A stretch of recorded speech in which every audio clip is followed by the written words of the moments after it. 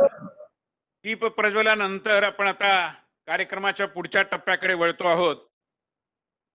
आपल्या कार्यक्रमामध्ये आज आपल्या सगळ्यांना ज्यांचं संबोधन ऐकण्याचा योग आलेला आहे, अशा आपल्या सगळ्यांच्या परिचित भारतीय जनता पार्टीच्या एक ज्येष्ठ नेत्या आणि केंद्रामध्ये सध्या महिला बालकल्याण आणि वस्त्रोद्योग या विषयाचं मंत्रिपद सांभाळणाऱ्या नामदार माननीय स्मृती इराणीजी, त्याचबरोबर विविध ठिकाणी मुंबईत आणि सिंधुदुर्गमध्ये मंचांवर उपस्थित असलेले सर्व मान्यवर, प्रदेशाचे अध्यक्ष माननीय चंद्रकांतदादा पाटील, माननीय माजी मुख्यमंत्री देवेंद्रजी फडणवीस, माननीय माजी मुख्यमंत्री नारायणजी राणे, माननीय विरोधी पक्षनेते प्रवीणजी दरेकर आणि अन्य सर्व नेते मंडळी, त्याचबरोबर जे विशेषत्वाने या कार्यक्रमामध्ये आपापल्या ठिकाणाहून उपस्थित आहेत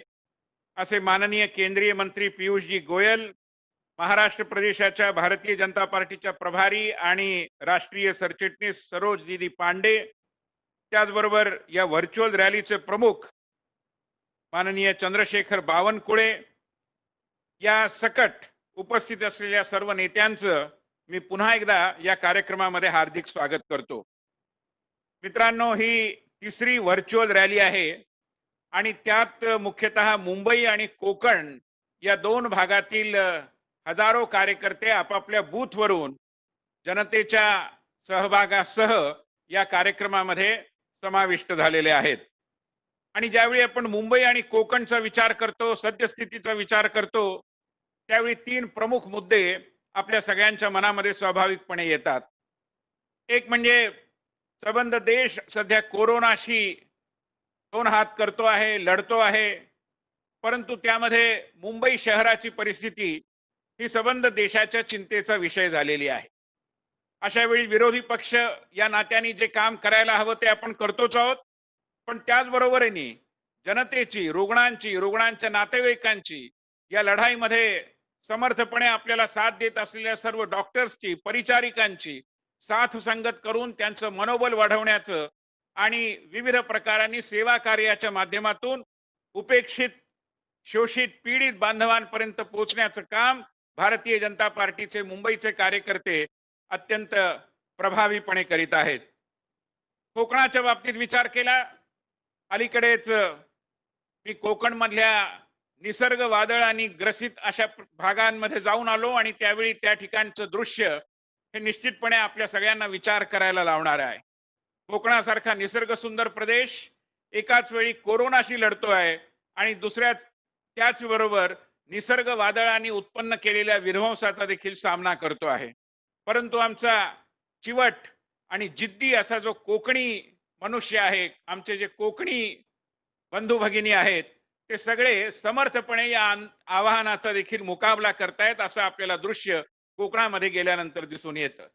त्यामुळे एकाच वेळेला कोरोना आणि कोरोनाच्या संकटावर मात करण्याची जिद्द, निसर्गासारख्या अस्मानी संकटाचा मुकाबला करण्याचा निर्धार आणि त्याच वेळी सीमेवर आपल्या शेजारी राष्ट्रांनी आपल्याला एक प्रकारे आव्हान देण्याची केलेली भाषा आणि कृती, या एका संमिश्र वातावरणामध्ये आपण या जनसंवाद रॅलीमध्ये सहभागी झालेलो आहोत.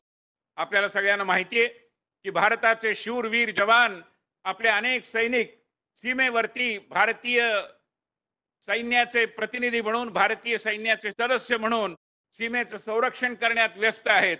आणि दुसरीकडे आपण पाहतो की आपल्या देशातला प्रमुख विरोधी पक्ष हा जणू काही सीमेवरचं युद्ध हे चीनशी आहे ही गोष्ट विसरून भारतीय जनता पार्टीशी उभा दावा मांडल्यासारखा आपल्यालाच एक प्रकारे या सगळ्या विषयामध्ये वादंगामध्ये ओढण्याचा प्रयत्न करतो आहे.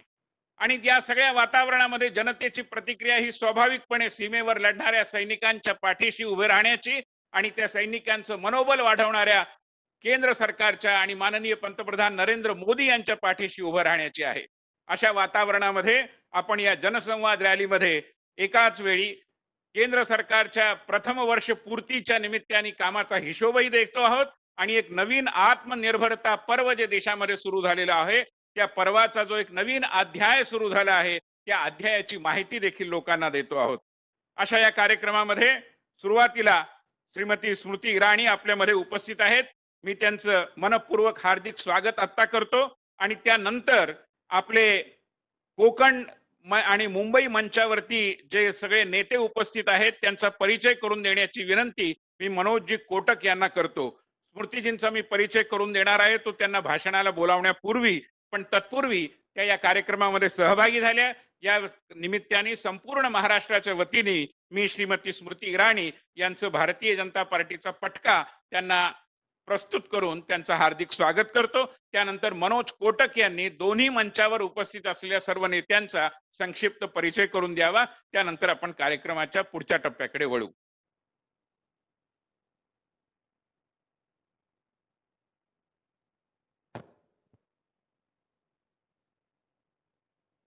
धन्यवाद विनयजी. मोदी सरकार 2 प्रथम वर्षपूर्तीच्या कार्यक्रमानिमित्त एक नवीन प्रकारच्या व्हर्च्युअल रॅली सरकारची कामगिरी तर लोकांसमोर घेऊन जायचीच आहे, पण ह्या संकटाच्या घडीमध्ये आपण सगळे एका नेतृत्वाखाली काम करतोय आणि माननीय मोदीजींच्या या नेतृत्वाला आदर म्हणून आज ह्या व्हर्च्युअल रॅलीमध्ये या ठिकाणी मुंबईच्या मंचावर उपस्थित आहेत. ते महाराष्ट्राचं लाडकं नेतृत्व, आपल्या सगळ्यांचे आवडते मुख्यमंत्री माननीय देवेंद्र फडणवीसजी. आपण अजूनही मुख्यमंत्री म्हणूनच काम करताय याचा आम्हाला अभिमान आहे, कारण ह्या संकटाच्या घडीमध्ये जेव्हा लोकांना खरोखर धैर्य आणि शौर्याची गरज आहे तेव्हा देवेंद्रजी स्वतः हॉस्पिटल्स असेल, इतर ठिकाणी असेल, स्वतः भेटी देऊन काम करत आहे आणि त्यामुळे आम्हाला सगळ्यांनाही आजही आपला आदर आहे. मुंबई भारतीय जनता पक्षाचे अध्यक्ष माननीय मंगलप्रभातजी लोढा, खासदार गोपाळभाई शेट्टी, खासदार पूनम महाजन, जे युवा मोर्चाचे राष्ट्रीय अध्यक्ष आहेत, आपल्या सगळ्यांचं लाडकं नेतृत्व असं विनोदजी तावडे, महाराष्ट्राचे मुंबईचे संघटन मंत्री सुनील कर्जतकरजी, कोकण पुत्र आमदार नितेश राणेजी, या मंचावर आणखीन उपस्थित आहेत आपल्या सर्वांचे आवडते आमदार भाई गिरकरजी, रिपब्लिकन पक्षाचे नेतृत्व अविनाशजी मातेकरजी, अमरजीत मिश्रा, स्थानिक नगरसेविका राजश्री शिरवडकर. याशिवाय कोकणामधून एक बुलंद आवाज म्हणून माजी मुख्यमंत्री भारतीय जनता पक्षाचे नेते खासदार नारायण राणेजी उपस्थित आहेत. त्यांच्याबरोबर विरोधी पक्ष नेते विधान परिषदेतील आमदार प्रवीण दरेकर उपस्थित आहेत. माननीय रवी चव्हाणजी हे पूर्व मंत्री तिथे उपस्थित आहेत. आमदार प्रसाद लाड ज्या कोकणाचा कार्यक्रमाचं संयोजक म्हणून काम पाहत आहे, व राजन तेली पूर्व विधायक म्हणून उपस्थित आहेत. आणि आपल्याबरोबर एक वेबलिंकच्या माध्यमाने आदरणीय महाराष्ट्र भारतीय जनता पक्षाचे अध्यक्ष चंद्रकांत दादा पाटील देखील आहेत. चंद्रशेखर बावनकुळे जे या व्हर्च्युअल रॅलीचे प्रमुख आहे ते देखील आपल्याबरोबर उपस्थित आहे. पियुष गोयलजी आणि माननीय सरोजदीदी पांडे, या सर्वांचं मी मनपूर्वक स्वागत करतो. आणि विनयजी, आपण ह्या पुढे संचालन करावं अशी आपल्याला विनंती करतो. धन्यवाद. धन्यवाद मनोजजी. या कार्यक्रमाच्या पुढच्या टप्प्यामध्ये कार्यक्रमाचं प्रास्ताविक करण्यासाठी मी महाराष्ट्राचे विरोधी पक्षनेते माजी मुख्यमंत्री माननीय देवेंद्र फडणवीसजी यांना विनंती करतो. यापूर्वी मंगलप्रभात लोढाजी मुंबई भारतीय जनता पक्षाचे अध्यक्ष माननीय देवेंद्रजींचं एक मोदीजींचं पुस्तक देऊन स्वागत करतील.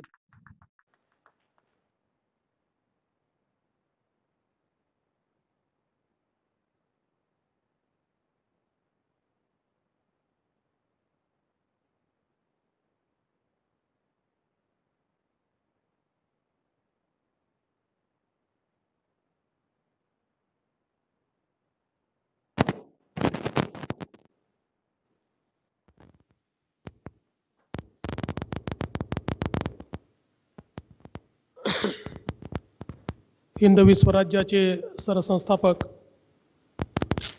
छत्रपती शिवाजी महाराज यांना मानाचा मुजरा. भारतीय राज्यघटनेचे शिल्पकार भारतरत्न डॉक्टर बाबासाहेब आंबेडकर यांना मानवंदना अर्पित करतो। त्याचप्रमाणे भारताच्या सीमेवर लढताना आमच्या ज्या जवानांना शहीद व्हावं लागलं असे सर्व आमचे जवान आणि त्याचप्रमाणे 4 दिवसापूर्वी पुलवामा इथे शहीद झालेले आपल्या सोलापूरचे सुपुत्र सुनील काळे यांना देखील या ठिकाणी श्रद्धांजली अर्पण करतो। आजच्या आपल्या जनसंवाद कार्यक्रमाच्या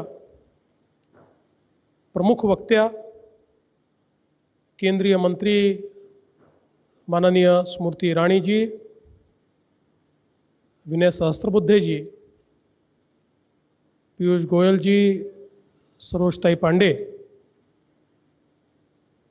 त्याचप्रमाणे आपल्यासोबत उपस्थित असलेले महाराष्ट्र भारतीय जनता पक्षाचे अध्यक्ष चंद्रकांतदादा पाटील, सन्माननीय मंगलप्रभात लोढाजी, पूनमताई महाजन, गोपाळ शेट्टीजी, मनोज कोटकजी, विनोद तावडेजी, अविनाश महातेकरजी, नितेश राणेजी, भाई गिरकरजी, अमरजीत मिश्राजी, त्याचप्रमाणे सुनील कर्जतकरजी, राजश्रीताई शिरवडकर, सिंधुदुर्गच्या मंचावर उपस्थित असलेले माजी मुख्यमंत्री आदरणीय नारायणरावजी राणे, विरोधी पक्षनेते प्रवीण दरेकर, पूर्व मंत्री रवींद्र चव्हाण, आमदार प्रसाद लाड, माजी आमदार राजन तेली, त्याचप्रमाणे या व्हर्च्युअल रॅलीचे प्रमुख श्री चंद्रशेखरजी बावनकुळे, मुंबईच्या 36 विधानसभा क्षेत्रात उपस्थित असलेले सर्व नागरिक आणि कार्यकर्ता बंधू भगिनी, त्याचप्रमाणे कोकणामध्ये उपस्थित असलेले सर्व नागरिक भगिनी आणि बंधू आणि मित्रांनो, आदरणीय मोदीजींच्या सरकारला 6 वर्ष पूर्ण झाली आणि दुसऱ्या पर्वाच्या सरकारला 1 वर्ष पूर्ण झालं। त्यानिमित्ताने एक मोठा संवाद आणि त्या संवादाची एक मालिका संपूर्ण देशामध्ये भारतीय जनता पक्षाने सुरू केली। मोदीजींच्या कारकिर्दीत सगळ्यात महत्त्वाची गोष्ट जर काही असेल तर मोदीजींनी देश पुढे नेण्याकरता अनेक कामं तर केलीच, देश सुरक्षित तर केलाच, पण सर्वात महत्त्वाची गोष्ट जर काही असेल तर तो नागरिकांशी संवाद। गेल्या 6 वर्षामध्ये सातत्याने वेगवेगळ्या माध्यमातून नागरिकांपर्यंत थेट माननीय पंतप्रधान पोचलेले कार्यक्रमांच्या माध्यमातून आपण बघितले, मन की बातच्या माध्यमातून आपण बघितले, परीक्षांच्या संदर्भातल्या मार्गदर्शनातून आपण बघितले आणि इतक्या वेगवेगळ्या प्रकारे नागरिकांपर्यंत ते पोचले। आणि मोदीजींच्या यशाची गुरुकिल्ली देखील हीच आहे। साधारणपणे आपण यापूर्वी अनेक सरकारं बघितली, सरकारचा कार्यक्रम, सरकारची योजना ही खालपर्यंत पोचणं अत्यंत कठीण असतं, पण मोदीजींनी प्रत्येक योजना खालपर्यंत पोचवली। कारण प्रत्येक योजनेची घोषणा करताना, सुरुवात करताना एखाद्या राज्यात लाखो लोक आणि त्याचसोबत देशाच्या प्रत्येक जिल्ह्यातल्या प्रत्येक कॉमन फॅसिलिटी सेंटरवर गावागावापर्यंत लोक हे एकत्रितपणे करून त्यांच्या माध्यमातून योजना त्या ठिकाणी पोचवायची। म्हणजे कुठलीही योजना किमान 5-7 कोटी लोकांपर्यंत पहिल्याच झटक्यात थेट पोचवायची, अशा प्रकारचं माननीय मोदीजींचं कार्य राहिलं। आणि म्हणूनच लोकांपर्यंत योजनाही पोचल्या, योजनेतले दलालही दूर झाले आणि ज्या प्रकारे थेट अनुदानाच्या योजना आणल्या त्यातनं भ्रष्टाचाराचं समूळ उच्चाटन हे माननीय मोदीजींनी केलेलं आपण सगळ्यांनी बघितलं। आणि म्हणूनच आता या कोरोनाच्या काळामध्ये सर्वांना असं वाटत होतं की आता 1 वर्ष पूर्ण झालं आणि मोदीजींनी आपल्याला मंत्र दिला आहे, नो सेलिब्रेशन ओनली कम्युनिकेशन. वर्षपूर्ती झाली की नागरिकांपर्यंत पोहोचून वर्षभरात काय केलं याचं उत्तरदायित्व हे नागरिकांपर्यंत पोचवायचं. तर आता हे उत्तरदायित्व कशा प्रकारे आपण निभावणार अशा प्रकारचा प्रश्न अनेकांसमोर पडला. पण कोरोनाच्या संकटाने देखील आम्हाला एक नवीन शहाणपण शिकवलं आणि त्यातनं आम्ही व्हर्च्युअल रॅलीच्या माध्यमातून देखील कम्युनिकेशन कायम ठेवू शकतो. जनतेपासून आम्ही दूर जाणार नाही, आम्ही जनतेपासून तुटणार नाही, आम्ही आमचं उत्तरदायित्व विसरणार नाही, तर जनतेपर्यंत पोहोचून आमचं उत्तरदायित्व आम्ही निभावू. आणि अशा प्रकारच्या व्हर्च्युअल रॅलीच्या माध्यमातून मला सांगताना आनंद वाटतो. पहिली रॅली उत्तर महाराष्ट्राची झाली. साधारणपणे त्याचा रीच हा 30,50,000 लोकांपर्यंत पोहोचला. आणि व्हर्च्युअल रॅलीचा सगळ्यात मोठा फायदा असा असतो की जुडलेला एक एक माणूस मोजता येतो. त्यामुळे कुठलेही आकडे फेकून द्यायचे आकडे नाही, तर खरे आकडे यात आपल्या लक्षात येतात. आणि म्हणून पहिल्या रॅलीत 30 लाख लोक होते. मग विदर्भाची मराठवाड्याची रॅली झाली. पहिली आदरणीय राजनाथ सिंगजींची झाली, दुसरी तोमरजींची झाली. त्या रॅलीमध्ये जवळजवळ 47 लाख लोक हे रॅलीमध्ये वेगवेगळ्या माध्यमातून सम्मिलित झाले. मग पश्चिम महाराष्ट्राची झाली माननीय गडकरी साहेबांची, त्याला 65 लाख लोक हे सम्मिलित झाले. आणि आज मुंबई आणि कोकणाची रॅली ही सगळे रेकॉर्ड मोडणार आहे. आणि आता उद्यापर्यंत आपल्याला समजेल सगळं गणित केल्यानंतर, पण आपल्या मुंबईच्या अध्यक्षांनी हा निर्णय केला आहे आणि त्याप्रमाणे त्यांनी व्यवस्था केल्या आहेत आणि कोकणातही व्यवस्था झाल्या आहेत. 1 कोटी लोकांपर्यंत ही रॅली महाराष्ट्रामध्ये आणि विशेषतः मुंबई आणि कोकणमध्ये आपण पोहोचवतो. खरं म्हणजे मी मुंबईच्या कोकणातल्या भारतीय जनता पक्षाच्या कार्यकर्त्यांचे मनपूर्वक आभार मानेन, अभिनंदन करेन. कोरोनाच्या काळामध्ये ज्या प्रकारे आमच्या कार्यकर्त्यांनी रस्त्यावर उतरून प्रचंड मोठं सेवा कार्य केलं आणि मला सांगताना कुठेही या बाबतीत शंका वाटत नाही की भारतीय जनता पक्ष एकमेव असा पक्ष होता की जो पूर्ण ऑर्गनाइज पद्धतीनं प्रत्येक गल्लोगल्लीपर्यंत जाऊन प्रत्येक घरापर्यंत जाऊन त्यांच्या अडीअडचणी सोडवत होता. मग लोकांपर्यंत रेशन पोहोचवणं असेल, लोकांना सॅनिटायझर देणं असेल, त्यांच्या घराचं सॅनिटायझेशन करायचा विषय असेल किंवा वेगवेगळ्या प्रकारची सगळी मदत ही भारतीय जनता पक्षाच्या माध्यमातून आपण केली. आताही मोठ्या प्रमाणात ब्लड डोनेशनचे कॅम्प चालले आहेत. वेगवेगळ्या ठिकाणी आपण रक्त या काळामध्ये आवश्यक आहे आणि रक्तपेढ्यांना रक्त मिळत नाही, म्हणून कुठल्याही रक्तपेढीत रक्त कमी पडू नये या दृष्टीनं प्रचंड मोठं काम आपण करतो आहोत. एक त्यातली दुःखाची गोष्ट ही देखील आहे की आपली जान जोखमीत टाकून काम करत असताना आमचे काही कार्यकर्ते हे रस्त्यावर काम करतानाच कोरोनाने ग्रसित झाले आणि त्यातल्या काहींचा मृत्यू देखील झाला.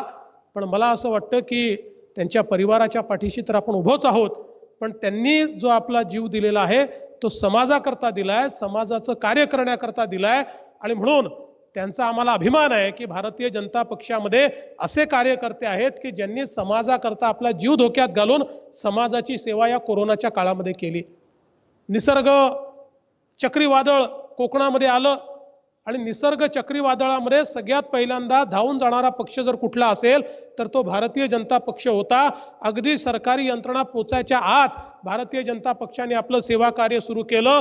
मुंबईने तात्काळ 14 ट्रक वेगवेगळ्या प्रकारचं जे काही सामुग्री, तिथे लाईटची आवश्यकता होती, पत्र्यांची आवश्यकता होती, शेडची आवश्यकता होती, अशी सगळी सामुग्री ही कोकणापर्यंत पोहोचवली. आणि त्यानंतर सातत्याने माननीय आमच्या चंद्रकांत दादांच्या नेतृत्वात, मंगलजींच्या नेतृत्वात सगळे आमचे लोक हे मोठ्या प्रमाणात त्या ठिकाणी काम करतायत आणि आजही इतक्या मोठ्या प्रमाणात हे सेवा कार्य चाललं आहे.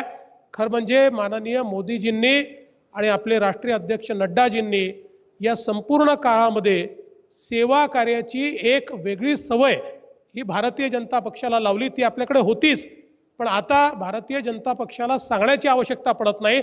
समाज अडचणीत दिसला तर भारतीय जनता पक्षाचा कार्यकर्ता रस्त्यावर आहे, तो त्याची मदत करतो आहे, आपल्या जीवाची पर्वा न करता मदत करतो आहे.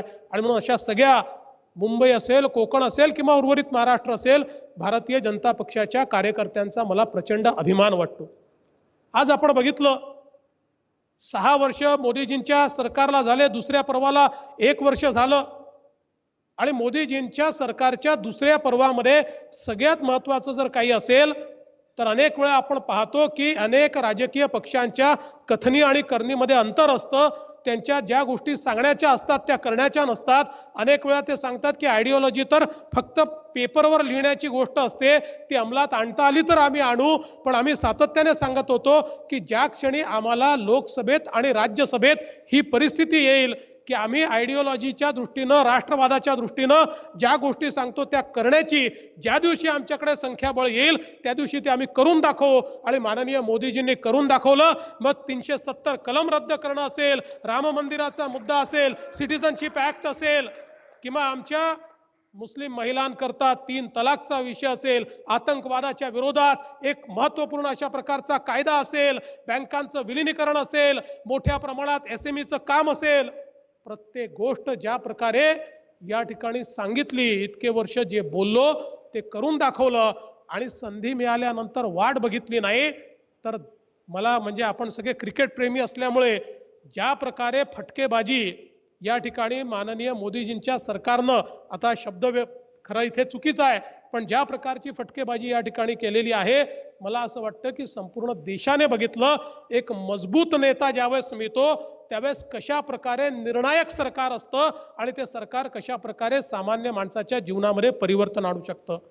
आजही आपण बघितलं, ज्यावेळी हा कोरोनाचं संकट तयार झालं, या संकटामध्ये आत्मनिर्भर भारताची संकल्पना मोदीजींनी मांडली आणि आत्मनिर्भर भारताचं पॅकेज त्या ठिकाणी तयार करून गरीबातल्या गरीबाच्या खात्यामध्ये पैसे गेले पाहिजेत, शेतकऱ्यांच्या खात्यामध्ये पैसे गेले पाहिजेत, महिलांच्या खात्यात पैसे गेले पाहिजेत, गरिबांच्या खात्यात पैसे गेले पाहिजेत, विधवा परित्यक्त्यांच्या खात्यात पैसे गेले पाहिजेत, दिव्यांगांच्या खात्यात पैसे गेले पाहिजेत, कामगारांच्या, मजुरांच्या खात्यात पैसे गेले पाहिजेत. थेट पैसा सगळ्यांच्या खात्यामध्ये टाकण्याचं काम असेल किंवा त्यासोबत मोठ्या प्रमाणात अन्नधान्य त्यांच्यापर्यंत पोहोचवण्याचं काम असेल, रेशनचं धान्य त्यांच्यापर्यंत पोहोचवण्याचं काम असेल, एक प्रचंड मोठं काम या ठिकाणी उभं केलं. आणि माझ्या भारतात कोणीही उपाशी राहणार नाही. आमचे दुर्दैवाने पायी निघालेले जे कामगार होते, या कामगारांकरता विशेष ट्रेन सुरू करून त्यांना त्यांच्या गावी पोहोचवण्याचं काम हे या ठिकाणी माननीय मोदीजींच्या नेतृत्वामध्ये झालं. दुर्दैवाने सुप्रीम कोर्टाने परवा ज्यावेळेस याची सुनावणी केली, त्या सुनावणीमध्ये एकाच राज्याला सुप्रीम कोर्टाने दूषणं दिली आणि तो राज्य म्हणजे दुर्दैवाने आमचा महाराष्ट्र आहे. आणि सुप्रीम कोर्टाने सांगितलं की महाराष्ट्राने आम्ही मजुरांची सोय केल्याचं जे सांगितलं हे दादांत चुकीचं आहे. अशी कुठलीही सोय झालेली दिसली नाही. त्यांच्या खाण्यापिण्याची सोय नाही, त्यांच्या नेण्याची सोय नाही. आणि अशा प्रकारे खरं म्हणजे ज्या मजुरांनी इतके वर्ष आमच्याकडे काम केलं त्या मजुरांसोबत अतिशय भेदभावपूर्ण व्यवहार या महाराष्ट्रामध्ये झाला. ही खरोखर आपल्याकरता अत्यंत दुर्दैवाची परिस्थिती आहे. आज आत्मनिर्भर भारताच्या माध्यमातून नवीन भारताची जी संकल्पना मोदीजींनी या ठिकाणी मांडली आहे, कोरोना नंतर आपल्याला पुन्हा नव्यानं उभं राहायचं आहे, हे जे आपल्याला सांगितलं आहे, वोकल फॉर लोकलचा मंत्र आपल्याला दिलेला आहे. आणि त्या माध्यमातून मोदीजींनी ज्या प्रकारे आत्मनिर्भर भारताच्या माध्यमातून आपल्या शेतकऱ्यांकरता व्यवस्था केल्या, आपल्या सामान्य माणसाकरता व्यवस्था केल्या. आज महाराष्ट्रामध्ये या सरकारच्या काळामध्ये कापसाची खरेदी एक सरकार करू शकलं नाही. मी आमच्या स्मृती इराणी यांचं अतिशय मनपूर्वक अभिनंदन करतो आणि त्यांचे आभार मानतो की त्यांनी स्वतः सांगितलं जेवढा कापूस महाराष्ट्र सरकार घेत असेल तेवढा कापूस त्यांनी खरेदी करावा. एक एक पैसा केंद्र सरकार देईल. 5,000 कोटीच्या वर पैसा हा स्मृती इराणीजींनी त्या ठिकाणी आपल्याला दिला. आणि एवढंच नाही तर ज्यावेळेस महाराष्ट्रामध्ये कापसाची खरेदी होत नव्हती, महाराष्ट्र सरकारला पत्र पाठवून त्यांनी सांगितलं की तुम्ही खरेदी करू शकत नाही आहे, तुमच्याकडे टोकन दिले जात नाही आहे, दिवसाला केवळ 10 शेतकऱ्यांची खरेदी करता, अशी खरेदी होऊ शकणार नाही. पण दुर्दैवाने आमचं सरकार इतकं नाकर्तं ठरलं की आम्ही ती खरेदी करू शकलो नाही. आजही विदर्भामध्ये, मराठवाड्यामध्ये आपण जर जाऊन बघितलं तर त्या ठिकाणी शेतकऱ्याच्या घरामध्ये कापूस आहे, तो कापूस त्या ठिकाणी तो विकू शकला नाही. 20% 30% कापूस हा त्याच्याकडे पहिला पडला राहिला. म्हणजे केंद्र सरकार पैसे द्यायला तयार होतं, केंद्र सरकार सर्व मदत करायला तयार होतं, पण महाराष्ट्र सरकारची यंत्रणा ते करू शकली नाही. ही खरोखर आमच्या सगळ्यांकरता अत्यंत दुर्दैवाची गोष्ट आहे. आज तीच अवस्था मक्याची आहे. केंद्र सरकारने वाढीव 5.5 लाख आपल्याला टार्गेट दिलं, पण अजूनही शेतकऱ्याच्या घरी मका पडलेला आहे, तो घेता आलेला नाही. आत्मनिर्भर भारतचं पॅकेज आपल्याला जरी प्राप्त झालं तरी जोपर्यंत महाराष्ट्रातलं सरकार त्या आत्मनिर्भरतेकडे आपल्याला नेणार नाही तोपर्यंत या आत्मनिर्भर पॅकेजचा पाहिजे त्या प्रमाणात फायदा आपल्याला होऊ शकणार नाही. आणि मोदीजींचं पॅकेज हे केवळ कागदावरचं पॅकेज नाही आहे. या एसएमई करता जो सगळ्यात महत्त्वाचा आपलं सेक्टर आहे या महाराष्ट्रामध्ये आणि देशामध्ये जवळजवळ 30% 39% रोजगार हा सूक्ष्म आणि लघु उद्योग मध्यम उद्योगांच्या माध्यमातून येतो. सर्वात जास्त रोजगार शेतीच्या खालोखाल देणारा जर कोणी असेल तर तो एसएमई आमचे आहेत. या एसएमईचं देखील जे पॅकेज माननीय मोदीजींनी दिलं, मी आता 4 दिवसापूर्वीचे आकडे घेतले, आतापर्यंत महाराष्ट्रातल्या 50,000 एसएमईजला 4,000 कोटी रुपये मिळालेले आहेत आणि रोज ते वाढत आहे आणि मोठ्या प्रमाणात हा पैसा मिळतोय. आणि मला काही एसएमईच्या लोकांनी सांगितलं, आमच्या जीवनात आम्ही पहिल्यांदाच असं बघतोय की बँकेचा फोन आम्हाला येतो की तुमचं खातं आमच्याकडे आहे आणि तुमची गॅरंटी मोदीजींच्या सरकारने घेतली असल्यामुळे तुम्हाला ॲडिशनल लोन द्यायला आम्ही तयार आहोत, त्यामुळे तुम्ही तात्काळ या, कारण आम्हाला केंद्र सरकारने सांगितलेलं आहे की जर तुम्ही लोन दिलं नाही तर तुमच्यावर कारवाई होईल. आणि म्हणून बोलून आज एसएमईंना मदत करण्याचं काम आणि त्यांना पुन्हा पायावर उभं करण्याचं काम या ठिकाणी मोदीजींच्या सरकारच्या माध्यमातून होत आहे. हे मला असं वाटतं आत्मनिर्भर भारताचं जे पॅकेज या ठिकाणी मिळालेलं आहे त्यातनं हे झालेलं आहे. पण हे सगळं होत असताना आज कोरोनाचं मोठं संकट या महाराष्ट्रामध्ये आहे. विशेषतः आपण मुंबईमध्ये आहोत. मुंबई आणि MMR मध्ये कोरोनाच्या संकटाचा आज आपण ज्या प्रकारे सामना करतो, खरं तर मी सातत्याने राज्य सरकारच्या लक्षात आणून देतोय की कोरोनाच्या संकटाचा सामना करण्याच्या संदर्भातली महाराष्ट्र सरकारची स्ट्रॅटेजी कुठेतरी चुकते आहे. मी टीका करत नाहीये, मी त्यांना सल्ला देतोय, मी त्यांना सांगतोय की कुठे आपण बदल केला पाहिजे. आज आपण बघा, देशामध्ये एकूण टेस्ट जेवढ्या झाल्या त्या टेस्टमध्ये पॉझिटिव्हिटीचं म्हणजे संक्रमणाचं प्रमाण किती आहे, तर देशामध्ये संक्रमणाचं प्रमाण 6.4% आहे. महाराष्ट्रामध्ये ते किती आहे? महाराष्ट्रामध्ये ते जवळजवळ 18-19% आहे. आणि मुंबईमध्ये ते किती आहे, तर गेले काही दिवस आपण बघितलं तर मुंबईमध्ये ते 22%, 25%, 27%, काही तर आठवडे असे आहेत की 42% पर्यंत ते संक्रमण वर गेलेलं आहे. आणि MMR रिजनची एक महानगरपालिका जर आपण बघितली, कुठे 30% आहे, कुठे 35% आहे, कुठे 45% आहे. इतकं प्रचंड संक्रमण या ठिकाणी वाढलेलं असताना दुर्दैवाने टेस्ट कमी करणं ही जर सरकारची स्ट्रॅटेजी असेल तर त्यातनं मोठ्या अडचणी तयार होणार आहेत. कारण टेस्ट कमी केल्या तर जे एसिम्प्टोमॅटिक पेशंट्स आहेत त्यांना कधीच कळणार नाही की आपल्याला कोरोना आहे. ते अन्य लोकांना कोरोनाची लागण करतील, त्यांना तर काही होणार नाही, पण ज्यांना कोमॉर्बिडिटी आहे असे मात्र त्या कोरोनाच्या लागणीमुळे मृत्यूकडे जातील. आणि हीच परिस्थिती आज आपल्याला पाहायला मिळते. मुंबईमध्ये सातत्याने 4-4.5 हजाराच्या वर टेस्टिंगच करायचं नाही. आज बघा, दिल्लीमध्ये 21,000 टेस्ट रोज होत आहेत आणि 21,000 टेस्टमध्ये साधारणपणे त्या ठिकाणी 3,000-3,500 एवढे संक्रमित पेशंट आपल्याला मिळत आहेत. मुंबईमध्ये आपण मात्र 4-4.5 हजार टेस्ट करतो आणि त्यात 1200, 1300, 1500, कधी 2000 पर्यंत हे पेशंट्स त्या ठिकाणी चाललेले आहेत. याचा अर्थ असा आहे की आम्ही कमी टेस्टिंगनी नंबर सप्रेस करू शकतो, पण कमी टेस्टिंगनी नंबर जरी सप्रेस केला तरी देखील मृत्यूचं काय? आज आपण बघितलं असेल, एकूण देशात जेवढे मृत्यू झाले त्या मृत्यूच्या 46% मृत्यू एकट्या महाराष्ट्रामध्ये झालेले आहेत. याचं कारण, आणि त्यातही प्रामुख्याने मृत्यू हे मुंबईमध्ये झालेले आहेत, याचं कारण आमची स्ट्रॅटेजी ही नंबर दडवण्याची आहे. आम्ही कोरोनाची लढाई ही कोरोनाशी करत नाहीये, आम्ही संक्रमणाशी करत नाहीये, आमची लढाई ही नंबरशी चाललेली आहे. किती संख्या वाढली, किती कमी झाली, याच्या संदर्भात जर आम्ही लढाई करत राहिलो तर ही लढाई यशस्वी होणार नाही. आणि म्हणून जास्तीत जास्त टेस्टिंग करून, ज्या लोक असिम्प्टोमॅटिक आहेत त्यांना आयसोलेट करून आणि ज्या लोकांना उपचाराची आवश्यकता आहे त्यांना उपचार देऊनच आम्ही ही लढाई जिंकू शकतो. पण दुर्दैवाने असं होताना दिसत नाही. आणि त्यामुळे मोठ्या प्रमाणात आता हे संक्रमण जवळजवळ संपूर्ण महाराष्ट्रामध्ये मोठ्या प्रमाणात वाढत आहे. एक आपण जर पूर्व विदर्भाचा भाग जर सोडला तर बाकी उर्वरित महाराष्ट्रामध्ये प्रचंड मोठ्या प्रमाणात जवळजवळ सगळ्या शहरांमध्ये हे संक्रमण वेगानं वाढत आहे. ही आमच्याकरता अत्यंत काळजीची अशा प्रकारची परिस्थिती आहे. आणि म्हणून मला असं वाटतं की महाराष्ट्रामध्ये विशेषतः मुंबईमध्ये यावर चांगली उपाययोजना झाली पाहिजे, योग्य प्रकारे टेस्टिंग झालं पाहिजे, लोकांना फॅसिलिटी मिळाल्या पाहिजे. आज ज्या प्रकारचा कोरोनाच्या काळातही भ्रष्टाचाराची प्रकरणं बाहेर येत आहेत, कोरोनाच्या लढाईमध्ये देखील जर भ्रष्टाचार होत असेल, कोरोनाच्या तयारीमध्ये देखील भ्रष्टाचार होत असेल आणि कोरोनाच्या खरेदीतही भ्रष्टाचार होत असेल, तर मला असं वाटतं की मग असं जर आपण म्हटलं की ईश्वरच मालक आहे, अशा प्रकारची अवस्था या ठिकाणी जी तयार होते आहे, मला असं वाटतं या सरकारने या संदर्भात गांभीर्याने लक्ष दिलं पाहिजे.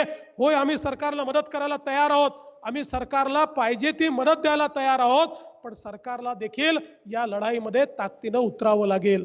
आज आपण बघतोय कोकणामध्ये निसर्ग वादळाच्या नंतर जी प्रचंड अवस्था तयार झाली, जवळजवळ त्या वादळानंतर सर्व भारतीय जनता पक्षाचे आमदार कोकणामध्येच आहेत. सातत्याने एकेका मतदारसंघामध्ये एकेका तालुक्यामध्ये बसून त्या ठिकाणी काय मदत करता येईल ती मदत मोठ्या प्रमाणात चाललेली आहे.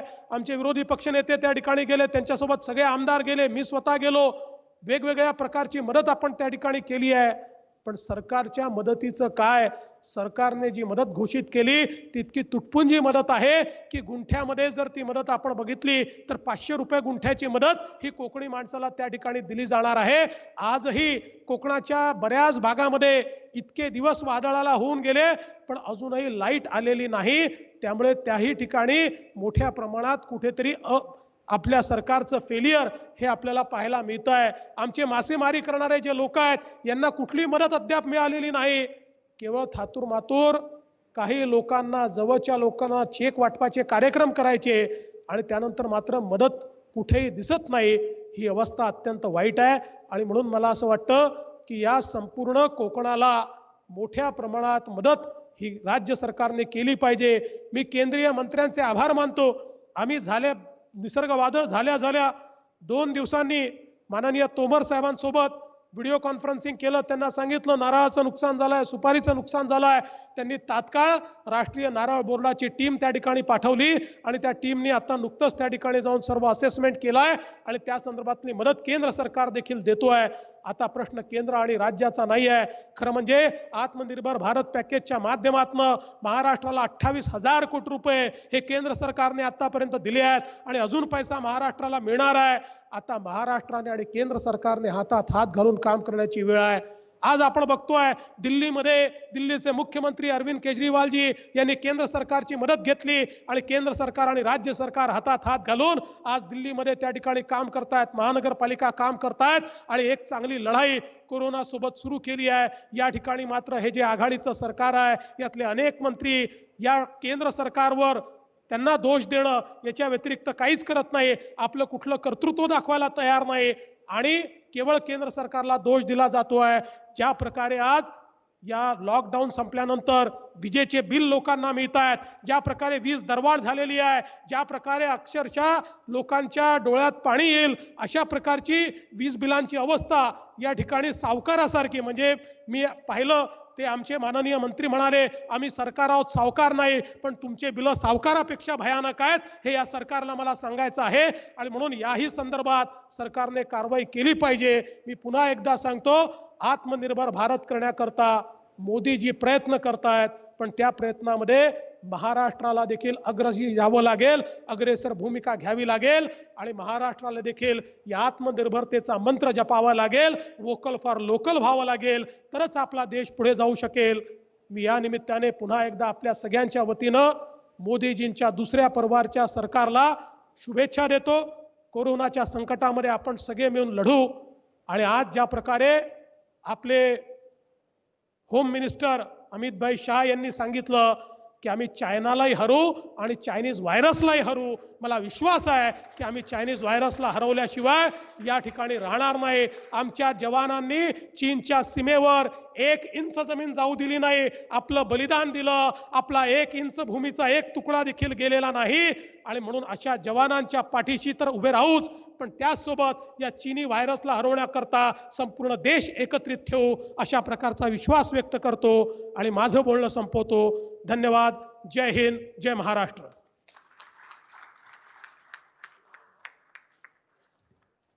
धन्यवाद देवेंद्र फडणवीस जी. हमारे मध्य में जैसे कि मैंने प्रारंभ में बताया था केंद्रीय मंत्री नामदार माननीय स्मृति ईरानी जी उपस्थित हैं। वैसे स्मृति जी का महाराष्ट्र के मुंबई हो, कोंकण हो, कार्यकर्ताओं को और भाजपा प्रेमियों को अलग से विस्तार से परिचय करा देने की आवश्यकता नहीं है। उन्होंने पहला चुनाव लोकसभा का दिल्ली से लड़ा था, वो कलकत्ते से भी कुछ ताल्लुक रखती है, मगर वो मूलतः मुंबई की है। ऐसा अगर मैं कहूं तो कोई उसमें अतिशयोक्ति नहीं होगी। और पहले वो भारतीय जनता पार्टी में विभिन्न पदों पर काम करती रही। उसके बाद भारतीय जनता पार्टी के राष्ट्रीय महिला मोर्चे के अध्यक्ष पद का दायित्व उन्होंने संभाला और 2014 में जैसे भारतीय जनता पार्टी की सरकार माननीय मोदी जी के नेतृत्व में स्थापन हुई, स्मृति जी किसी न किसी दायित्व का निर्वहन कर रही है। कैबिनेट मंत्री के रूप में मानव संसाधन विकास, सूचना और प्रसारण, और अभी वो महिला बाल कल्याण तथा वस्त्रोद्योग विकास का काम देख रही है। उनके बारे में ये भी बताना जरूरी है कि उन्होंने अमेठी में एक बहुत ही दिलचस्प और रोचक और ऐतिहासिक चुनाव में जो एक अपने कर्तृत्व का परिचय दिया है, मैंने वर्णन करने की आवश्यकता नहीं है। अमेठी के मतदाताओं को कुछ लोग कहते थे कि आप घराने पर निर्भर रहिए। स्मृति जी ने वहां पर जाकर कह दिया कि अमेठी भी आत्मनिर्भर हो सकती है। तो अमेठी की आत्मनिर्भरता की मतदाता, ऐसा अगर मैं उनका वर्णन करूं तो मैं मानता हूं कि वो बड़ा सार्थक वर्णन होगा। स्मृती जी आज आपल्यामध्ये उपस्थित आहेत। मी त्यांचं वर्णन महिला नेत्री असं करणार नाही, कारण भारतीय जनता पार्टीत महिला पुरुष सगळेजण नेतेच असतात आणि कार्यकर्त्यातून ते घडतात आणि त्यामुळे ते नेते होतात। पण आज या ठिकाणी मुंबई आणि कोकणाच्या कार्यकर्त्यांसमोर स्मृतीजींचं भाषण यानंतर होण्यापूर्वी मला आठवण होते ती स्वाभाविकरित्या दिवंगत श्रीमती जयवंतीबेन मेहता यांची, त्याचबरोबर मालतीबाई नरवणे यांची, कोकणातल्या आमच्या क्षेमाताई थत्ते यांची आणि अलीकडेच ज्यांचं निधन झालं त्या चंद्रकांता गोयल यांची, अशी ही नेतृत्वाची समर्थ परंपरा पुढे चालवणाऱ्या स्मृती इराणी यांना विनंती करतो की त्यांनी या व्हर्च्युअल सभेला संबोधित करावं।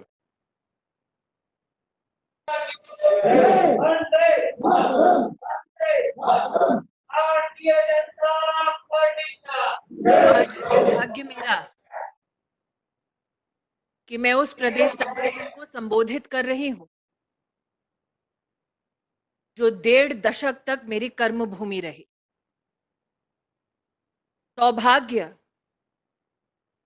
कि जिस व्यक्ति के साथ साल 2003 में महाराष्ट्र में युवा मोर्चा में काम करने का सौभाग्य प्राप्त हुआ, आज वो माजी मुख्यमंत्री न सिर्फ महाराष्ट्र में बल्कि राष्ट्र भर में अपने सुशासन के लिए जाने जाते हैं। ऐसे देवेंद्र फडणवीस जी को आज इस कार्यक्रम में जुड़े हमारे प्रदेश अध्यक्ष जी को, साथ ही पूर्व मुख्यमंत्री नारायण राणे जी को, मंच पर विराजमान एवं आज वर्चुअली हमसे जुड़े सभी सांसदों को, सभी विधायकों को, सभी जनप्रतिनिधियों के साथ साथ संगठन के पदाधिकारी और विशेषतः संगठन के ऊर्जावान कार्यकर्ताओं को राष्ट्र की राजधानी से मैं नमन करती हूं, आप सबका अभिनंदन करती हूं। शायद ये अटपटा सा लगे कि वर्तमान परिस्थिति में जब वैश्विक महामारी कोरोना वायरस के आंकड़े देखे जाते हैं तो महाराष्ट्र संक्रमित की संख्या में पहले पायदान पर पाया जाता है। ऐसे में मेरा आप सबको अभिनंदन करना कुछ लोगों को शायद अटपटा लगे, लेकिन अभिनंदन है उन लोगों को जिन लोगों ने न सिर्फ डॉक्टर या नर्स की भूमिका में नहीं बल्कि साथ ही स्वयंसेवी संस्थाओं के माध्यम से, भाजपा के संगठन के माध्यम से वैश्विक महामारी कोरोना से जूझने के लिए अपना योगदान दिया। आज उन लोगों का मनपूर्वक आभार और अभिनंदन करना चाहूंगी। एक कड़वा सत्य यह है कि मुंबई नगरी के बारे में जब जब चर्चा होती तब लोग कहते कि ये देश की आर्थिक राजधानी है, और आज जब मुंबई की चर्चा होती है तो हर रोज नागरिक इस चिंता में अपने आप को पाते हैं कि आज कोरोना से संक्रमित पेशेंट्स की नंबर कहां ज्यादा है, मुंबई में या दिल्ली में। ऐसे हालातों में आज मैं भारतीय जनता पार्टी और केंद्र की सरकार की ओर से महाराष्ट्र, विशेषतः मुंबई और कोंकण की जनता को आश्वस्त करना चाहती हूं कि इस वैश्विक महामारी से जूझने के लिए भारतीय जनता पार्टी का एक भी कार्यकर्ता आपको अकेला नहीं छोड़ेगा। आज उन परिवारों के प्रति संवेदना व्यक्त करती हूं जिसने इस महामारी में किसी अपने को खोया है। वर्तमान में अस्पतालों में अथवा घर पर अगर कोई उपचार प्राप्त कर रहा है तो उनके प्रति वो जल्द स्वस्थ हों, ऐसी शुभकामना प्रेषित करती हूं। वैश्विक महामारी कोरोना से जूझने के लिए माननीय प्रधानमंत्री जी ने विशेष हमारे कोरोना वॉरियर्स के संरक्षण के लिए 50 लाख रुपए का हेल्थ इंश्योरेंस कवर घोषित किया। इसी संदर्भ में जब देश भर से कहीं ना कहीं कोई समाचार आया कि कोरोना से जूझते हुए डॉक्टर या नर्स के ऊपर कानून व्यवस्था को भंग करके कोई प्रहार कर रहा है, तो माननीय प्रधानमंत्री जी के निर्देश अनुसार एक विशेष ऑर्डिनेंस लाया गया ताकि डॉक्टर्स और नर्सेस का संरक्षण हो सके। आज मेडिकल कम्युनिटी को, हेल्थ वॉरियर्स को मेरी ओर से मैं आश्वस्त करना चाहती हूं कि उनकी सेवाओं के प्रति न सिर्फ भारत सरकार को गर्व है, बल्कि साथ ही भारतीय जनता पार्टी का एक एक कार्यकर्ता उनकी सेवाओं के प्रति अपना आभार व्यक्त करता है।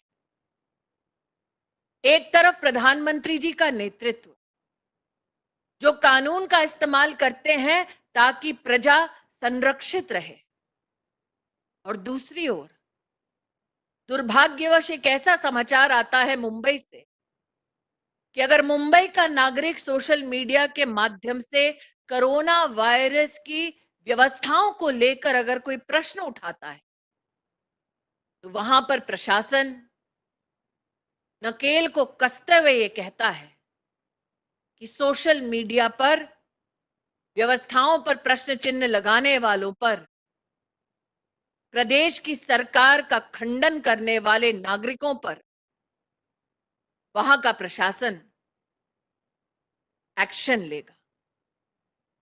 शायद इस बात का संकेत है कि धीरे धीरे कांग्रेस का कल्चर जो इमरजेंसी के कालखंड में पूरे राष्ट्र ने देखा, वो आज भी कांग्रेस की इस अघाड़ी में जनता को साक्षात दिखाई दे रहा है। अघाड़ी का कांग्रेसीकरण कार्यकर्ताओं के साथ साथ विशेष जनता के लिए दुखदाई था, क्योंकि जब चुनाव की घोषणा हुई थी तब भारतीय जनता पार्टी ने अपने सहयोगी दल के साथ ये घोषणा की थी कि कांग्रेस के भ्रष्टाचार को हम जड़ से मिटा देंगे। कौन जानता था कि चुनाव के बाद सत्ता की लालसा में वो लोग कांग्रेस से हाथ मिला लेंगे जिन लोगों ने जीवन भर कांग्रेस के भ्रष्टाचार के खिलाफ भारतीय जनता पार्टी के साथ आवाज उठाई। जनता के साथ हुआ ये धोखा देश भर में चर्चा का विषय बना। लेकिन माननीय प्रधानमंत्री जी ने विकास के प्रति अपनी प्रतिबद्धता को जाहिर करते हुए कहा, सरकार भले ही कांग्रेस के नेतृत्व में बनी हो, लेकिन जनता आज भी हमारे लिए वंदनीय है और उस जनता की हम निरंतर सेवा करते रहेंगे। सेवा की उसी श्रृंखला में जैसे ही वैश्विक महामारी कोरोना ने हिंदुस्तान के दरवाजे पर दस्तक दी, प्रधानमंत्री जी ने राष्ट्र से आह्वान किया जनता कर्फ्यू का। विपक्षी दलों ने उपहास उठाते हुए कहा कि इस जनता कर्फ्यू में जनता का सहयोग लेकर प्रधानमंत्री जी को क्या लाभ है? क्यों हमारे स्वास्थ्य कर्मियों को प्रोत्साहित करने के लिए दीप जलाया जाए या थाली बजाई जाए? शायद विपक्ष की इस संकुचित मानसिकता का यह प्रमाण है कि वो समझ नहीं पाए कि आज हिंदुस्तान में एक ऐसा नेतृत्व है जो जनता से मात्र 5 साल में एक बार नहीं मिलता, बल्कि परस्पर संपर्क और संवाद जनता से बनाए रखता है। और संपर्क और संवाद की उसी श्रृंखला में आज वर्चुअल रैली के माध्यम से हम विशेषतः मुंबई और कोंकण प्रांत को संबोधित कर पा रहे हैं। जैसा कि देवेंद्र भाई ने कहा, नॉट सेलिब्रेशन बट कम्युनिकेशन। आज हम इस संवाद के माध्यम से आभार व्यक्त करना चाहते हैं हर उस नागरिक का जिसने नरेंद्र मोदी जी के नेतृत्व पर विश्वास रखते हुए 2019 के चुनाव में भी कमल का बटन दबाया। आज इस संवाद के माध्यम से हम चरण वंदन करते हैं उन कार्यकर्ताओं का जिन्होंने वर्षों वर्ष तक संघर्ष किया ताकि कमल का फूल खिले। आज उन्हें आभार व्यक्त करने का यह मौका है। जनता कर्फ्यू में जिस प्रकार से जनता ने सहयोग दिया, तत्पश्चात प्रधानमंत्री जी ने लॉकडाउन की निश्चित घोषणा की, लेकिन साथ ही गरीब कल्याण पैकेज की भी घोषणा हुई। 1,70,000 करोड़ से भी ज्यादा का ये पैकेज राष्ट्र के इतिहास में पहली बार भारत सरकार का संकल्प दिखा कि हम 80 करोड़ नागरिकों तक 3 महीने का अनाज पहुंचाएंगे। कांग्रेस का कार्यकाल होता केंद्र में तो ये सोच ना संभव थी, ना ये कार्य संभव था। लेकिन 80 करोड़ नागरिकों तक राशन पहुंचाया गया। ये इस बात का प्रमाण है कि आपने जब नरेंद्र मोदी को आशीर्वाद दिया चुनाव में, वो आशीर्वाद जनता के लिए फला। आत्मनिर्भर भारत पैकेज की घोषणा हुई। मुझे आज भी याद है विपक्षी पार्टियां और विशेष वो सज्जन जिनको अमेठी से रुखसत करने का मुझे सौभाग्य प्राप्त हुआ, वो कहते किसी ना किसी वेबिनार में कि 2% दे दो जीडीपी का, 3% दे दो। कल्पना उन्होंने ये नहीं की कि राष्ट्र को आत्मनिर्भर बनाने के लिए लगभग 10% जीडीपी का पैकेज के रूप में प्रधानमंत्री प्रेषित कर सकते हैं। यह कल्पना इसलिए संभव नहीं थी कांग्रेस के नेतृत्व के लिए क्योंकि वो स्वयं संकुचित सोच के मारे हैं। आत्मनिर्भर भारत को क्या दर्शित करती है? आज देवेंद्र भाई ने कहा कि कॉटन के संदर्भ में कैसे हमारे किसानों की मदद करने के लिए प्रदेश सरकार को पूर्ण रूप से सहायता देने के लिए भारत सरकार तत्पर थी। देश दुनिया लोहा मानती है कि लॉकडाउन से पहले हिंदुस्तान में एक भी पीपीई सूट नहीं बनता था। मतलब 70 साल में कांग्रेस के ये दिग्गज नेता एक पीपीई सूट तक हिंदुस्तान में नहीं बनवा पाए। वो सूट जो आज हेल्थ प्रोफेशनल्स का संरक्षण करता है, वो बना हिंदुस्तान में मेक इन इंडिया का सबसे उज्जवल उदाहरण बना मात्र 2 महीने की अवधि में। आज हिंदुस्तान विश्व का सेकेंड लार्जेस्ट मैन्युफैक्चरर है पीपीई सूट्स का।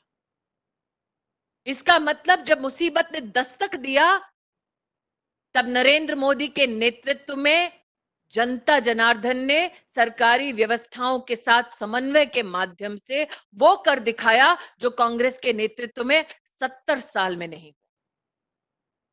इसलिए आज जब आत्मनिर्भर भारत का माननीय प्रधानमंत्री जी आह्वान करते हैं तो उसके पीछे ये ठोस उदाहरण है जो हम जनता के सम्मुख प्रस्तुत कर पाए हैं। मुझे आज भी याद है साल 2014 में जब पहली बार प्रधानमंत्री जी देश की संसद में प्रवेश कर रहे थे तो उन्होंने चौखट पर अपना शीश झुकाया था और अपने आप को देश का प्रधान सेवक घोषित किया था। उपहास किया था कांग्रेस वालों ने, सिर्फ 14 में नहीं बल्कि उस चुनाव से भी पहले, और कहा था कि एक चाय वाला कभी भी देश का प्रधानमंत्री नहीं बन सकता। कांग्रेस का वो घमंड कि एक साधारण सरल गरीब परिवार का व्यक्ति राष्ट्र के सर्वोच्च पद पर नहीं पहुंच सकता, उस घमंड को चकनाचूर किया देश की जनता ने, महाराष्ट्र की जनता ने।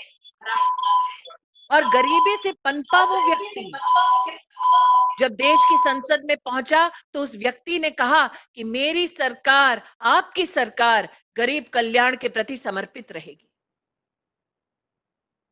समर्पण की वो भावना कहां कहां प्रतिबिंबित हुई, याद होगा आपको वो पल जब कांग्रेस के एक नेता ने सार्वजनिक तौर पर कहा कि मैं क्या करूं, दिल्ली से तिजोरी से 1 रुपया निकलता है तो गांव तक पहुंचते पहुंचते 10 पैसा हो जाता है। वर्षों वर्ष तक यह चर्चा का विषय रहा, लेकिन समाधान कभी कांग्रेस पार्टी ने नहीं दिया। प्रधानमंत्री जब नरेंद्र भाई मोदी बने तब उन्होंने कहा कि अगर तिजोरी से सीधा रुपया गरीब के पास पहुंचाना है तो उसका बैंक का खाता होना अनिवार्य है। जनधन योजना की शुरुआत हुई और इन 6 सालों में आज भारतीय जनता पार्टी का कार्यकर्ता गौरवान्वित है कि 38 करोड़ हिंदुस्तानियों को उनके जीवन में पहली बार बैंक का खाता अगर नसीब हुआ तो वो तब हुआ जब देश के प्रधानमंत्री नरेंद्र मोदी बने। मुझे आज भी याद है जब जनधन का खाता खुला था तब कुछ विपक्षी पार्टियों के नेताओं ने कहा था इसका फायदा क्या है, और आज वैश्विक महामारी से जब हमारा देश जूझ रहा है तो एक फायदा महिला होने के नाते मैं गिनवा सकती हूं। अप्रैल और मई के महीने में 38 करोड़ जनधन खातों में से 20 करोड़ खाते हिंदुस्तान की महिलाओं के, और सीधा भारत की तिजोरी से उन 20 करोड़ महिलाओं के बैंक के खाते में 20,000 करोड़ रुपया ट्रांसफर किया गया नरेंद्र मोदी जी के नेतृत्व में।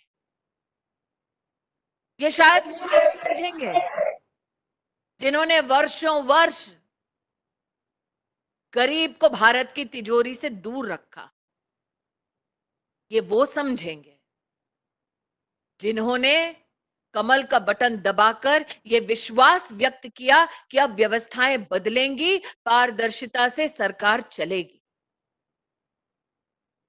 आज आपके सम्मुख जब मैं खड़ी हूं तो याद करती हूं कोंकण में वर्षों पहले एक कार्यक्रम में जाकर जब संबोधन किया तो वहां की बहनों ने आकर मुझसे कहा कि शाम की रोटी बनाने के लिए जल्दी घर जाना है। क्यों? लकड़ी बीन कर रखी है, लकड़ी बिल्कुल ड्राई हो, सूखी हो, ताकि धुआं ज्यादा ना भरे रसोई में। ये छोटी छोटी चर्चाएं महिलाएं करती। किसी ने ये कल्पना प्रस्तुत नहीं की राष्ट्र के सामने कि एक गरीब महिला को भी स्वच्छ ईंधन का अधिकार है। नरेंद्र मोदी जी ने पहले वर्ष में ही 2014 में आह्वान किया कि अगर गरीब बहनों की रसोई में स्वच्छ ईंधन देना है then give it up. If you can afford to give up your subsidy for LPG cylinders, please give it up. और मैं आभार व्यक्त करती हूं, देश में 1 करोड़ से भी ज्यादा परिवारों ने अपनी सब्सिडी छोड़ी इस विश्वास के साथ मोदी ने कहा है तो गरीब तक ये मदद पहुंचेगी जरूर। और आज भाजपा का कार्यकर्ता गर्व के साथ कह सकता है कि जो 70 साल में नहीं हुआ, ये इन गत 6 सालों में हुआ है। 8 करोड़ से भी ज्यादा गरीब बहनों को जीवन में पहली बार एलपीजी का सिलेंडर मिला है। वैश्विक महामारी कोरोना से लड़ते हुए इस कार्यकाल में उज्ज्वला योजना से जुड़ी उन्हीं बहनों को 3 महीने का एलपीजी का सिलेंडर का रिफिल मुफ्त में दिया गया है। और आज जब कोई उपलब्धियां गिनवाता है सरकार की, अथवा जब कोई चर्चा करता है, कम से कम इस बात का आशीर्वाद निश्चित रूप से देता है कि गरीब परिवार की माताओं बहनों ने कभी कल्पना नहीं की थी कि स्वच्छ ईंधन मिलेगा, लेकिन फिर भी मोदी जी ने उनकी चिंता करते हुए उज्ज्वला योजना की शुरुआत की। सिर्फ ईंधन ही क्यों, शौचालय जैसा एक बेसिक अधिकार हमारे देश में गरीब परिवारों के पास नहीं था। ये वो अधिकार है जिसके बारे में कभी भी कांग्रेस के राज में विशेष कार्यक्रम कार्य नहीं किया गया। घोषणाएं बहुत की गई, लेकिन धरातल पर उसको समाधान हेतु हकीकत नहीं बनाया गया। मोदी जी ने स्वच्छ भारत अभियान की न सिर्फ घोषणा की, बल्कि प्रशासन को आदेश किया कि हमें गरीब से गरीब परिवारों के लिए शौचालय बनाना है। मुझे आज भी याद है, लाल किले की प्राचीर से उन्होंने कहा कि क्या हमें शोभा देता है अगर हमारी बहू बेटियां, माताएं बहनें खुले में शौच करें। एक राष्ट्रीय आह्वान किया और इन 6 सालों में 11 करोड़ से भी ज्यादा शौचालय बने, भारतीय जनता पार्टी की सरकार के चलते। आज जब कार्यकर्ताओं को संबोधित करती हूं, भाइयों से शायद इतना ना कह पाऊं, लेकिन बहनें जानती हैं कि वो एक शौचालय एक गरीब के जीवन में कितना सम्मान दिलवाता है। और ये कहने के साथ साथ महाराष्ट्र जो एक किसान प्रधान प्रदेश भी है, उसके संदर्भ में कहना चाहती हूं, यूपीए के कार्यकाल में कई कांग्रेसी नेता थे जिन्होंने इस बात का आह्वान किया कि हम किसान को भारी कर्जे से मुक्त करना चाहते हैं, किसान की आमदनी को बढ़ाना चाहते हैं। लेकिन यूपीए के कार्यकाल में आंखों के सामने धोखा देखा किसानों ने। घोषणाओं तक सीमित रह गई कांग्रेस की सरकार, और प्रधानमंत्री नरेंद्र मोदी ने राष्ट्र के इतिहास में पहली बार न सिर्फ ये घोषणा की, बल्कि फलीभूत किया कि अब हिंदुस्तान की तिजोरी से किसान सम्मान निधि के तहत सीधा किसान के खाते में वार्षिक रूप से 6,000 रुपया जाएगा, आने वाले 10 साल तक जाएगा। आज कार्यकर्ताओं से कहते हुए मुझे आनंद है कि न सिर्फ मई 2020 तक 9 करोड़ 50 लाख किसानों को 71,000 करोड़ रुपया दिया गया, साथ ही विशेष गरीब कल्याण पैकेज के तहत 16,000 करोड़ रुपया देश के किसानों को दिया गया, ताकि वो अपने परिवार का, अपनी खेती का संरक्षण कर सके। आज देवेंद्र जी ने कोंकण में निसर्ग के संदर्भ में अपनी वेदना को व्यक्त किया। रायगढ़, सिंधुदुर्ग, रत्नागिरी, देवेंद्र जी आपका भाषण सुनते ही मन विचलित हो चुका, क्योंकि ये वो कोंकण है जिसने स्वतंत्रता संग्राम में राष्ट्र को बलिदान हेतु रोशन किया था। और आज इसी कोंकण में नागरिक हमारा बिजली के लिए जूझ रहा है। चक्रवात के समय और उसके बाद कोंकण का नागरिक किसी बस की शेल्टर के नीचे अपने आप को बचाने का प्रयास कर रहा है। इससे बड़ा दुर्भाग्य हमारा नहीं हो सकता। आज मैं कोंकण प्रांत के नागरिकों को आश्वस्त करना चाहती हूं कि भले ही देवेंद्र जी माजी मुख्यमंत्री हैं, भले ही नारायण राणे जी पूर्व मुख्यमंत्री हैं, लेकिन भारतीय जनता पार्टी का संस्कार ये कि भले ही आघाड़ी की सरकार कोई काम ना करे, हमारा नेतृत्व, हमारे कार्यकर्ता आपके साथ कंधे से कंधा मिलाकर इस परिस्थिति में काम करेंगे। कोंकण का नागरिक, महाराष्ट्र का नागरिक ब्लू इकोनॉमी के बारे में बहुत ही प्रोत्साहित किया जाता है। आज उनके लिए मेरा एक निवेदन है। माननीय प्रधानमंत्री जी ने विशेष रूप से 1 लाख करोड़ के एग्री इंफ्रा प्रोजेक्ट्स की घोषणा की, जिसके अंतर्गत प्रधानमंत्री मत्स्य संपदा योजना के लिए 20,000 करोड़ का आवंटन किया गया है। साथ ही एक्वाकल्चर के लिए 11,000 करोड़ का आवंटन किया गया है और 9,000 करोड़ विशेष कोल्ड चेन के लिए और फिशिंग हार्बर के लिए घोषित हुआ है। मेरा पूरा विश्वास है कि कोंकण प्रांत के हमारे कार्यकर्ता, महाराष्ट्र के हमारे कार्यकर्ता प्रधानमंत्री जी के ब्लू इकोनॉमी के इस पैकेज की जानकारी निश्चित रूप से हमारी फिशिंग कम्युनिटी को देंगे। आज जब महाराष्ट्र की बात करती हूं तो एक वक्त वो था जिसे याद करती हूं जब महाराष्ट्र देश का मैन्युफैक्चरिंग इंजन कहलाया जाता था। आज की परिस्थिति में विशेषतः लघु उद्योग को प्रोत्साहित करने के लिए प्रधानमंत्री जी ने जो 20 लाख करोड़ का पैकेज घोषित किया, उसमें से 3 लाख करोड़ रुपया विशेष कोलैटरल फ्री लोन एमएसएमई के लिए घोषित किया गया। हमारे लिए गर्व की बात है कि सूक्ष्म और लघु उद्योग के जो मंत्री हैं वो स्वयं महाराष्ट्र के एक वरिष्ठ नेता आदरणीय नितिन गडकरी जी। और एक कार्यकर्ता होने के नाते मेरा ये पूर्ण विश्वास है कि नितिन जी के नेतृत्व में, प्रधानमंत्री जी के आशीर्वाद से न सिर्फ राष्ट्र भर में एमएसएमई प्रगति करेगा, बल्कि विशेष महाराष्ट्र में भी एमएसएमई को बल मिलेगा। मैंने इस बात का संज्ञान लिया है कि आज हमारी वर्चुअल इस रैली में आदरणीय रेल मंत्री पीयूष भाई गोयल भी सम्मिलित हैं। मुझे आज भी याद है वो मंजर जब पीयूष गोयल जी भारत सरकार के प्रति बार बार महाराष्ट्र सरकार से निवेदन करते कि अगर कोई भी प्रवासी मजदूर है जो अपने प्रदेशों में लौटना चाहता है तो भारत सरकार, भारतीय रेल उनकी व्यवस्थाओं को करने के लिए सुदृढ़ प्रयास कर रही है। 2-3 दिन तक महाराष्ट्र की सरकार इस कश्मकश में रही कि राजनीति कैसे हो।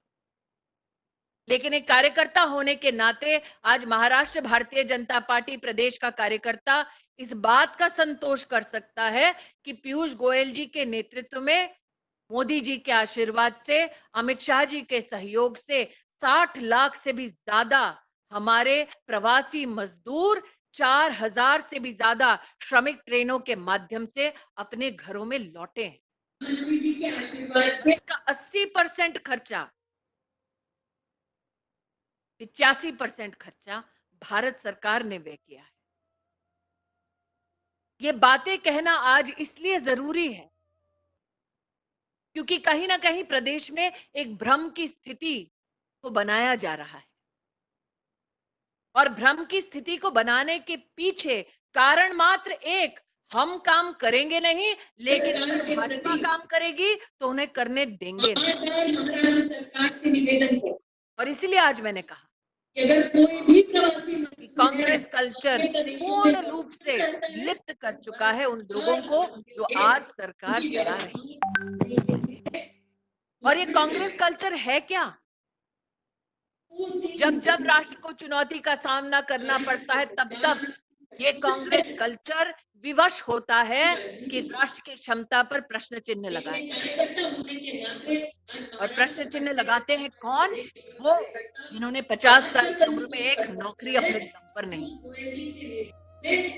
ये वो सज्जन है जो सब प्रश्न करते हैं भारत की सेना से जब एयर स्ट्राइक होता है पाकिस्तान।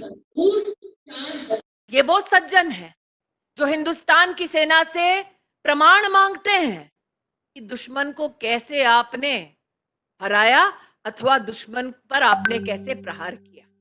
अरे ये वो सज्जन है, ये वो पार्टी है जब देश की संसद में चर्चा होती है कि कैसे पाकिस्तान, बांग्लादेश और अफगानिस्तान में हिंदू, सिख, बौद्ध, पारसी, जूस प्रताड़ित हो रहे हैं, उनको हिंदुस्तान में शरण दी जाए। ये वो पार्टी है जो हिंदू, बुद्ध, सिख, पारसी, जैन इनका विरोध करते हैं।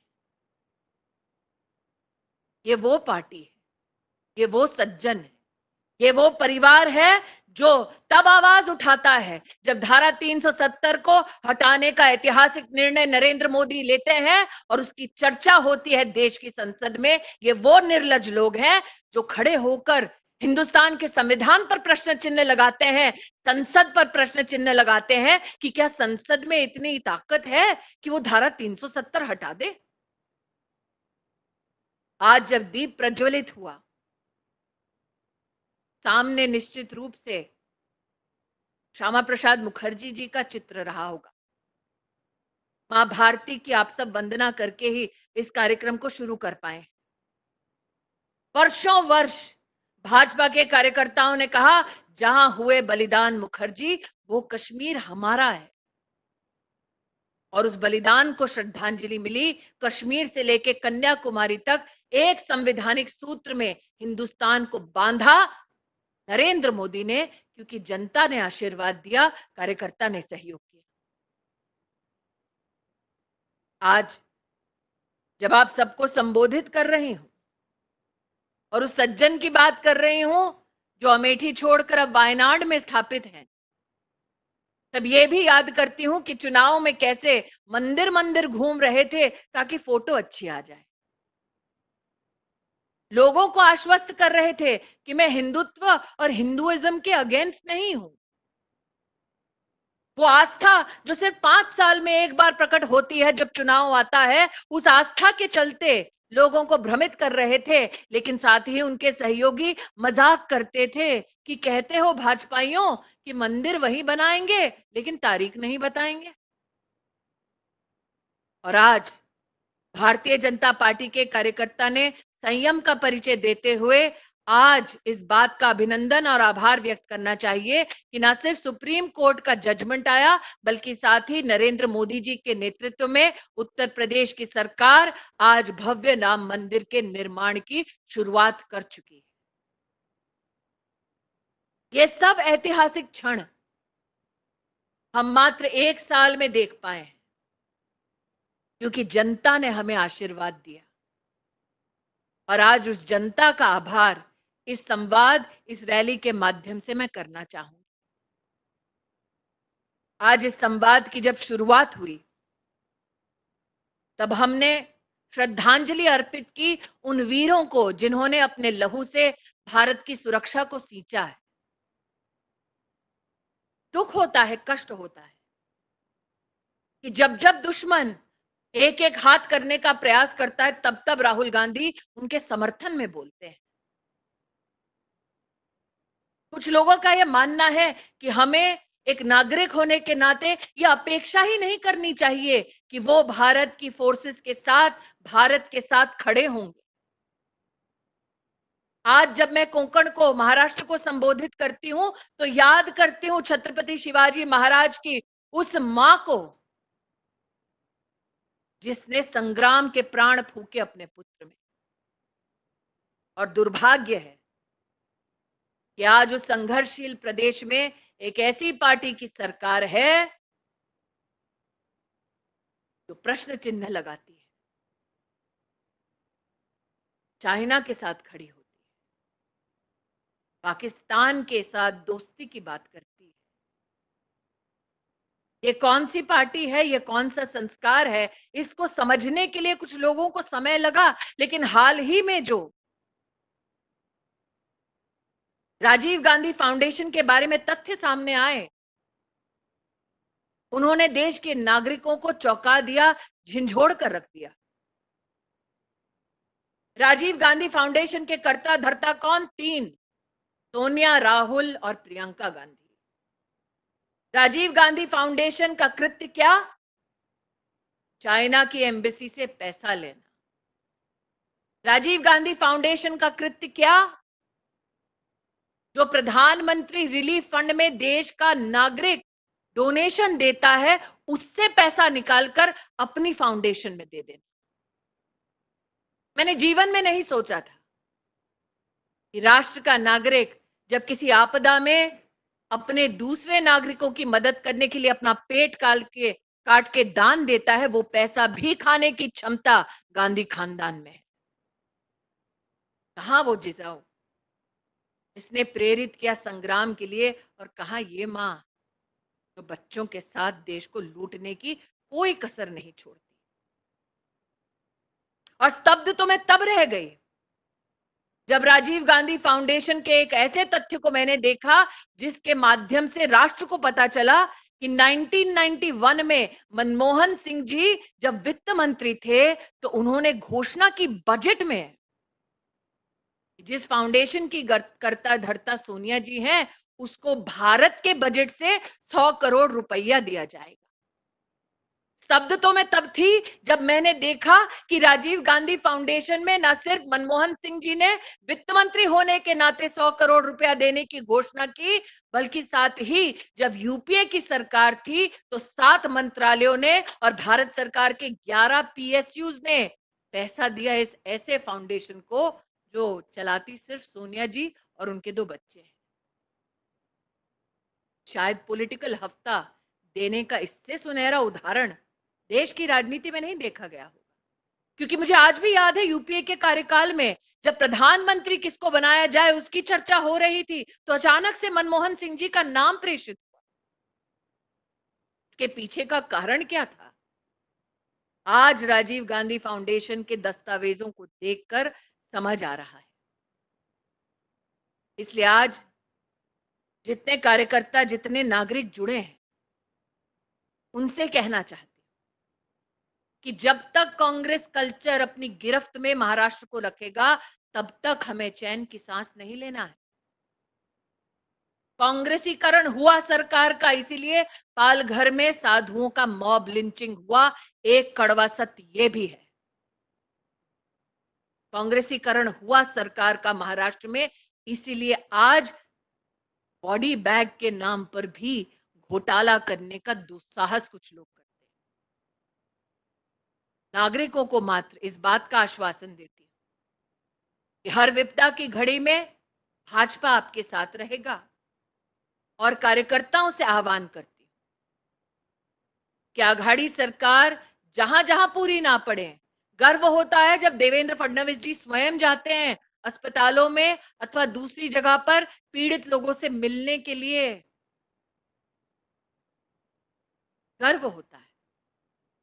और साथ ही एक निवेदन और, इस वायरस से बचने के लिए अब तक कोई वैक्सीन नहीं बनाया गया है। महाराष्ट्र आज नंबर 1 की पायदान पर है कोविड के केसेस को लेकर, इसलिए विशेष रूप से हम सतर्क रहें, 2 गज की दूरी बनाकर रहें और फेस का कवर सदैव सुनिश्चित करें, न सिर्फ अपने लिए बल्कि उनके लिए भी जिनसे हम चर्चाएं करते हैं, जिनके संग हम रहते हैं। वैश्विक महामारी कोरोना से हम दृढ़ता से लड़कर जीत पाएंगे, ये विश्वास इस बात से उत्पन्न होता है कि मार्च के महीने में कोरोना से रिकवरी का रेट मात्र 7% था और आज हमारा रिकवरी रेट 57% है। जनता के साथ समन्वय के माध्यम से धीरे धीरे इस महामारी से हम जीत पाएंगे। आज इसी विश्वास को व्यक्त करते हुए भाजपा महाराष्ट्र प्रदेश के सभी वरिष्ठों को, जिनके संगठन संस्कार की वजह से आज मैं यहां खड़ी हूं, उनको अपनी ओर से आभार व्यक्त करती हूं। रैली के प्रमुख बावनकुले जी को भी, साथ में कोटेचा जी को, सरोज पांडे जी को, पूनम महाजन जी को, विनोद तावड़े जी को, सुनील करजतकर जी को, सभी लोगों को आज इस सफल आयोजन के लिए बहुत बहुत अभिनंदन देती हूँ। जय हिंद, जय महाराष्ट्र। भारतीय जनता पार्टी का जय हो, भारत माता की जय। धन्यवाद स्मृतीजी. मी देवेंद्र फडणवीस जी यांना विनंती करतो की त्यांनी सर्व उपस्थितांना आत्मनिर्भर भारतासाठी कटिबद्ध होण्यासाठी शपथ द्यावी. आपण सगळ्यांनी आपापल्या जागी उभं राहावं आणि उजवा हात या पद्धतीने पुढे करून देवेंद्रजी देतील तशी सगळ्यांनी उच्चारावी. आत्मनिर्भर भारताचा शपथ देवेंद्र फडणवीस. या ठिकाणी शपथ घेऊन मी माननीय पंतप्रधानांच्या आव्हानानुसार आत्मनिर्भर भारताचे ध्येय गाठण्यासाठी संकल्प करतो की मी भारताच्या संविधानाने निर्देशित केलेल्या नागरिकांच्या कर्तव्याचे पालन करेन. मी राष्ट्रीय एकात्मतेची भावना, लोकशाहीची मूल्ये, समताधिष्ठित समाजाची निर्मिती, सर्वधर्म समभाव आणि मूल्यांवर आधारित राजकारण यांचा समाजात आग्रह धरेन. मी देशातील स्थानिक उत्पादनांच्या निर्मितीला प्रोत्साहन देण्यासाठी समर्पित भावनेनं काम करेन. शक्य तितकी खरेदी स्थानिक उत्पादनांचीच करेन. मी कोरोनाच्या साथीशी लढण्यासाठी सामाजिक जागरूकता, आरोग्य आणि स्वच्छतेचे अभियान पुढे चालू ठेवेन. भारत माता की जय.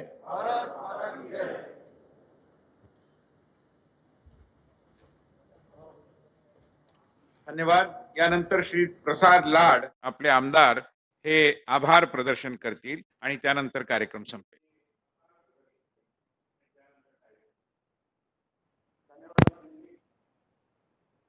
मोदीजींच्या दुसऱ्या वर्षपूर्तीच्या कार्यकाळाच्या समाप्तीच्या निमित्ताने आज केंद्रीय मंत्री श्रीमती स्मृती इराणी आपल्यामध्ये आल्या.